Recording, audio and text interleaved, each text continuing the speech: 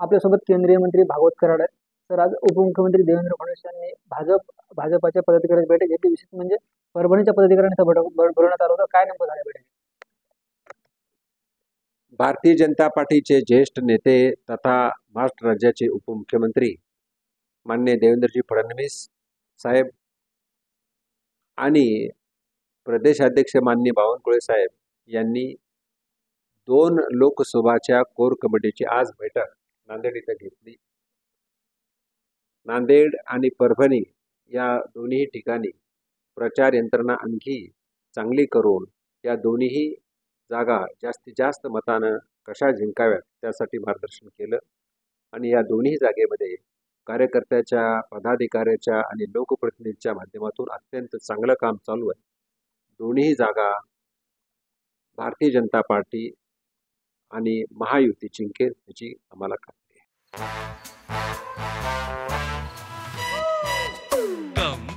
Come, my love, please don't say no, baby.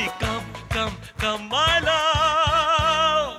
V-Guard के air coolers extra large cooling pads के साथ जो अच्छों को ठंडा करे.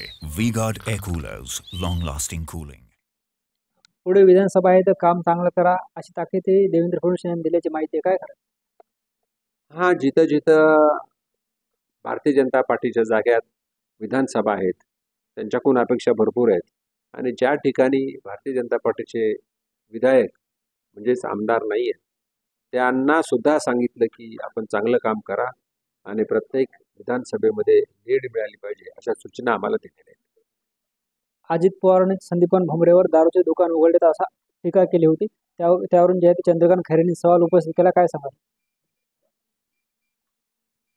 महाराष्ट्र राज्याचे उपमुख्यमंत्री यांनी काय टीका केली ह्याची मला कल्पना नाही आहे. पण चंद्रकांत खैरे जे सध्या उबाटाचे उमेदवार संभाजीनगर लोकसभेमध्ये आहे त्यांना एकदा जनतेने नाकारलेलं आहे. म्हणून आता काही त्यांच्याकडे जास्त अपेक्षा नाही आहे. जनता परत त्यांना नाकारणार हे मात्र नक्की.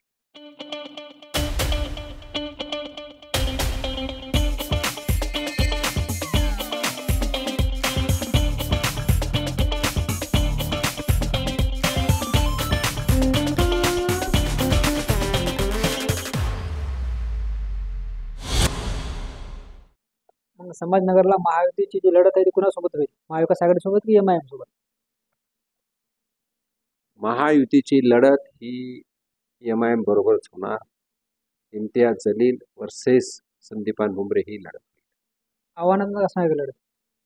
कोणतीही निवडणूक ही आव्हानात्मक समजूनच काम केलं पाहिजे आणि महायुतीचे कार्यकर्ते, पदाधिकारी चांगल्या तऱ्हेनं काम करून ही जागा महायुती जिंकेल याबद्दल सुद्धा आम्हाला खात्री आहे.